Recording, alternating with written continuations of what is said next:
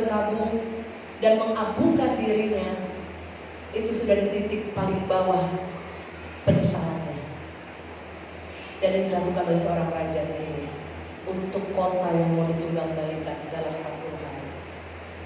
Lagi, ayat 9 kita lihat. Setelah semua dilakukan itu, ada perintah nih di ayat 8, begini bunyinya. Semua orang, semua ternak tidak boleh ada yang makan, pokoknya puasa. Diperintahkan seperti itu oleh raja. Tapi di ayat 9, raja masih belum yakin karena ada kalimat gini, siapa tahu dengan melakukan seperti itu kita dilalukan dari malapetaka. Itu masih mudah-mudahan, ngerti saudara, mudah-mudahan. Semoga aja ya, doain aja lah. Ya siapa tahu Tuhan berubah. Itu aja masih ragu-ragu.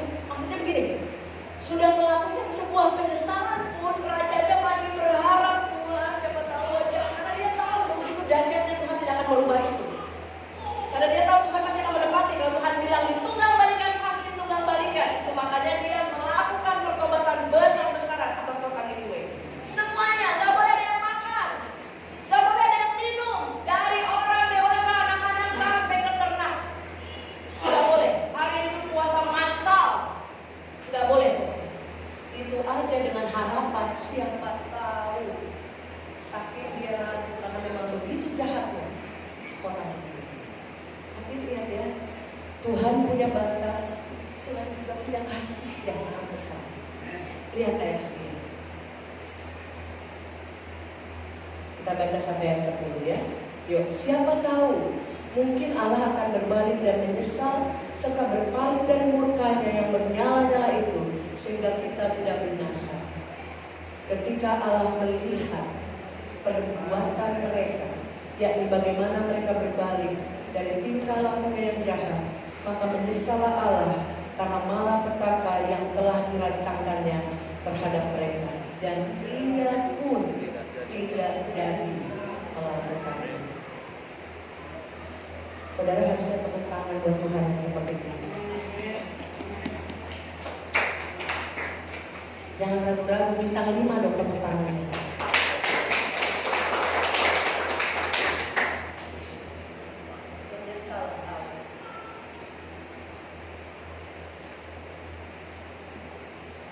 Dapat firman, didengerin, dilakukan. Tapi di Nazaret yang punya firman, si firman itu sendiri, kan katanya Yesus itu anak Allah yang bentukannya firman, ya kan? Kata mulanya adalah firman. Firman itu bersama-sama gitu kan? Udah ada di Nazaret, tapi orang Nazaret tidak mau melakukan, hanya sebatas ngedengerin aja. Saudara mau ada mujizat dalam hidupmu, mau ada lawatan Tuhan dalam hidupmu, bukan karena firman yang gembala dan hamba Tuhan sampaikan di tempat ini, tapi karena respon saudara dengar dan melakukan.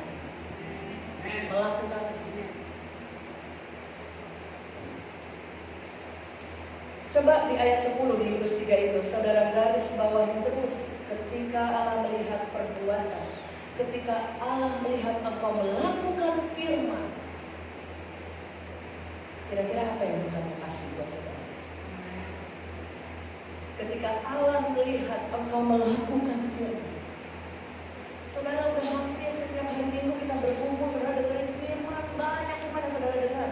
Entah saya nggak tahu saudara simpankah itu firmannya atau cuma dilakukan begitu saja, saya nggak tahu. Itu keputusanmu. Sama seperti domba tadi mengizinkan gembala menggendong dia. Ya. Kita lanjutkan ya.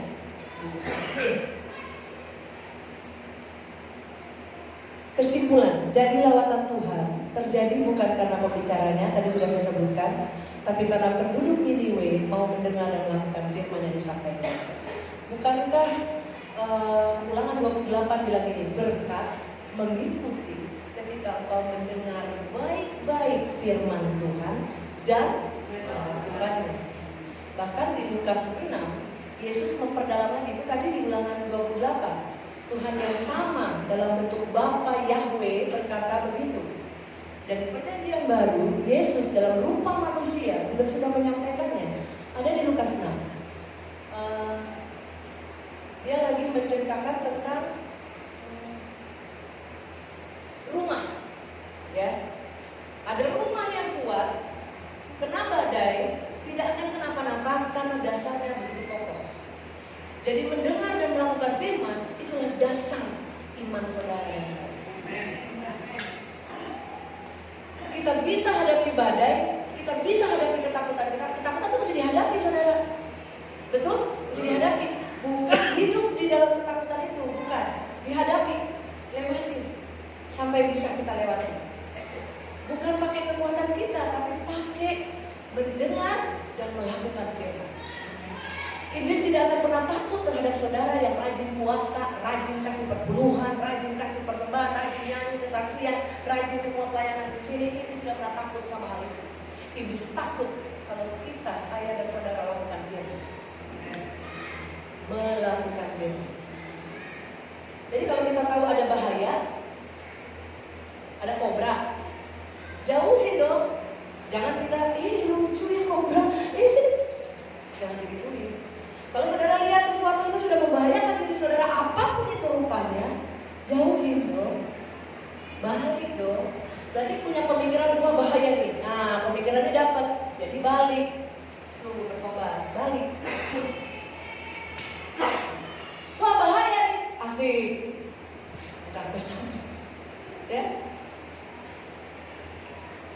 Wah, saya tuh pengen bertobat, Bu.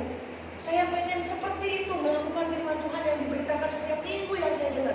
Tapi Bu, kenapa ya? Saya berhasil. Habis itu enggak lagi, enggak konsisten, enggak terus menerus. Kenapa ya Bu? Nah, ini ada hubungannya dengan otak kanan dan otak kiri.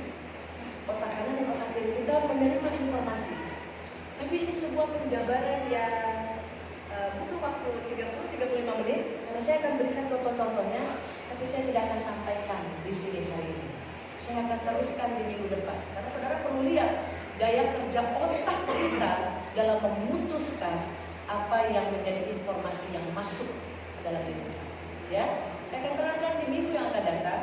Dan hari ini saya sampaikan sekali lagi kepada saudara, semua kita perlu bertobat setiap hari. Karena bertobat adalah merubah pola pikir, merubah mindset kita. Kalau nggak datang ibadah, terus pulang tiba-tiba ban motor pecah, nggak datang ibadah nih, tuh nggak datang ibadah sih loh, hukuman Tuhan tuh. Itu pola pikir yang salah. Banyak orang nggak ibadah selamat-selamat aja, ban motornya nggak pecah-pecah. Anak sakit, udah nggak ngasih perpuluhan 3 bulan, sakitlah anakmu, diambil Tuhan lah itu semuanya. Jangan dong begitu Tuhan begitu. Sekali lagi, saya tidak pernah paksa saudara memberikan perpuluhan wajib setiap kali saudara mendapatkan berkat. Tidak. Tapi saya pakai firman Tuhan dan itu keputusan saudara untuk memberikannya. Kasihilah Tuhan Allahmu dengan segenap hatimu. Dia nggak pernah minta uang, minta hati. Semuanya, seluruhnya, nggak 10%, semuanya. Dan kita nggak bisa kasih. Jadi kalau saudara nggak bisa kasih semuanya, kasih saja 10%. 90% buat saudara. Karena uang yang saudara punya itu bukan punya saudara, itu Tuhan yang titipin buat saudara. Ya, tapi saudara putuskan. Jangan bukan lagi ngancem-ngancem nih, enggak sama sekali. Saudara mengasihi Tuhan, saudara pasti akan mudah memberikan kepada Tuhan. Percaya? Ya. Oke, saya mau tes dulu. Saya akhiri nih firman Tuhan untuk minggu pertama ini part yang pertama. Lanjut part kedua minggu depan. Saya akan sambung tentang otak kiri otak kanan. Kenapa orang sampai seringkali gagal? Hari ini mau bertobat, besok leler lagi, besok gagal lagi, besok gagal lagi. Itu karena otak kiri otak kanan kita bekerja. Minggu depan saya akan jelaskan. Nah hari ini saya mau tes dulu saudara. Apabila saudara betul mendengarkan, saudara lulus. Jadi firman Tuhan pun akan bisa saudara lakukan. Ya, saya tes dulu ya. Dengarkan baik-baik. Dengarkan baik-baik. Jadi boleh naik ke depan? Yuk, Lewi.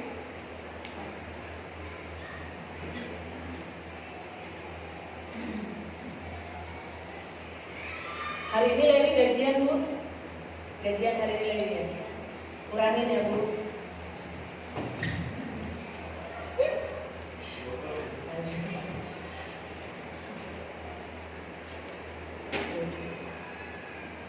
Oke, dengarkan baik-baik. Saya punya jeruk 5, saya ambil 2, sisa berapa? 5. Kamu teh jawab 3. Siapa yang jawab 5? Ada ya? Siapa yang jawab 3? Siapa yang nggak jawab? Saya bingung nih. Yang menjawab berarti kan dari pertanyaan saya ya. Yang nggak jawab nih kenapa? Masa jelas. Saya punya jeruk 5, diambil 2, sisa berapa? Nggak jelas juga. Angkat tangan yang jawab 5. Yang jawab 3. Yang nggak jawab? Oke. Saya ulangi pelan ya. Saya punya 5 jeruk. Saya ambil 2. Sisa berapa? 5. 3. Saya punya jeruk 5, saya ambil 2, sisa 5. Yang ambil kan ibu. Karena saya ambil. Saya punya jeruk, saya makan 2, sisa berapa? 3, karena saya makan. Ya. Tes pendengaran saudara di rumah. Kalau dipanggil sama istri, jawablah. Pak, jangan terus fokus, gak tau fokusnya kemana. Kalau lagi kerja, di telepon udah bunyi deret-deret, istri memanggil, misalnya gitu kalimatnya. Kamu bikin nama istrimu siapa? Coba, jujur. Sayangku? Pak Cia. Mak Cia. Sayangku dong. Istriku gitu ya. Ahai. Bapak. Benar begitu Bu? Ahai. Isei. Jangan isei. Awas nih kalau ada. Ntar saya mau cek Mau cek coba nih pasangan-pasangan panggil suami istrinya apa? Wah bahaya itu. Sayangku dong, Hani. Teman sekerjaku di surga nanti. Iya dong. Yang enak-enak gitu. Nah kalau ini sudah memanggil jangan pura-pura budem.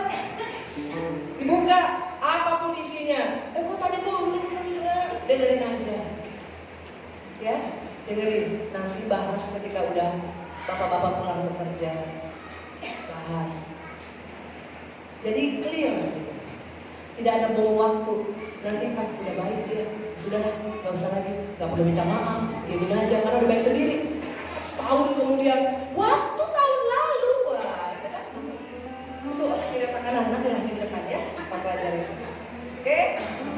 Mari kita bangkit berdiri. Saudara, mari kita bersama-sama berubah pola pikir kita di dalam Tuhan. Ya, pola pikir yang salah, pola pikir yang selama ini berpikir bahwa Allah kita ternyata segitu setianya, tapi kita nggak percaya, tapi kita ragu. Hari ini rubah pola pikir itu. Dia ada bersama dengan kita dan dia minta, yuk dengerin saya karena tahun Pedalet ini adalah tahun di mana kita mendengar Tuhan. Kita melakukan firman, baru lawatan Tuhan dalam rumah tanggamu, dalam keluargamu itu terjadi. Kalau nggak lakukan firman Tuhan itu jadi gak hidup di dalam. Yuk kita bangkit berdiri.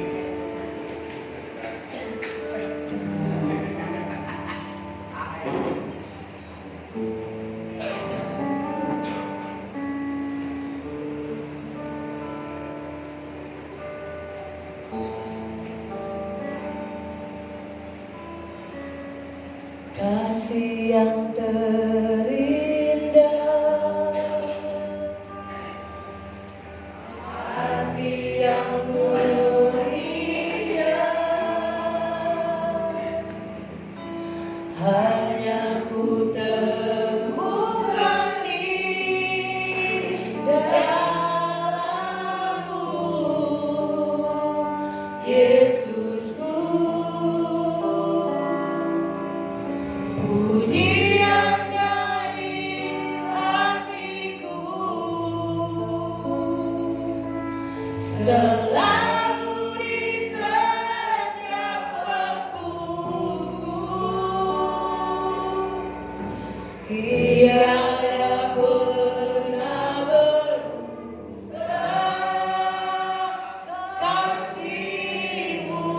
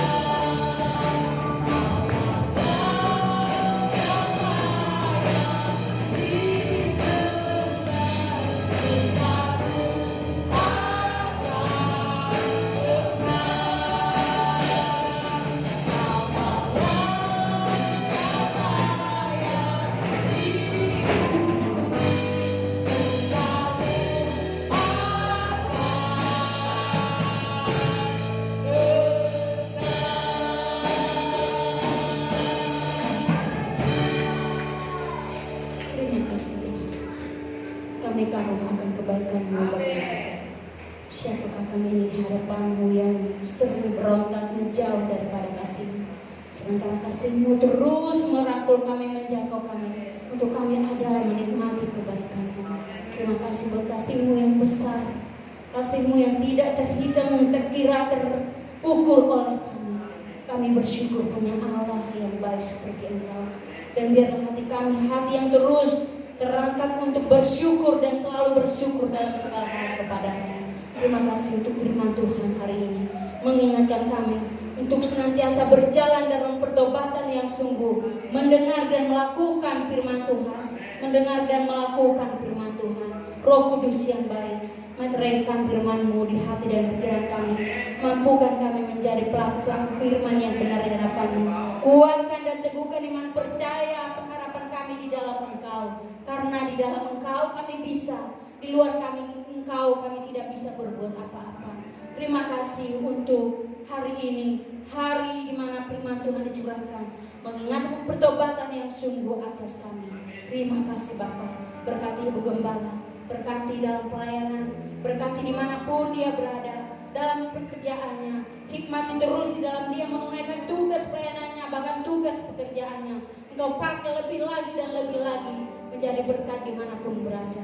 Berkati keluarganya, anaknya Banyu, bahkan kerinduannya terus melayani Tuhan. Tuhan terus kuatkan, teguhkan dalam nama Tuhan Yesus. Terima kasih Tuhan untuk setiap pendengaran firman Tuhan di tempat ini, bagi jemaat Tuhan di tempat ini. Roh Kudus kerjakan, Roh Kudus yang menjadikan berkas-berkas baru, memberikan pengertian baru bagi kami anak-anak Tuhan di tempat ini, agar kami semakin melihat bahwa Tuhan baik, Tuhan mengasihi kami, Tuhan memberkati kami, Tuhan merancang masa depan yang baik, masa depan yang indah bagi kami, bahkan merancang masa depan yang baik untuk anak-anak kami. Terima kasih Bapa, dalam nama-Mu, nama yang dahsyat dan ajaib, Tuhan Yesus Kristus kami berseru. Haleluya, amin.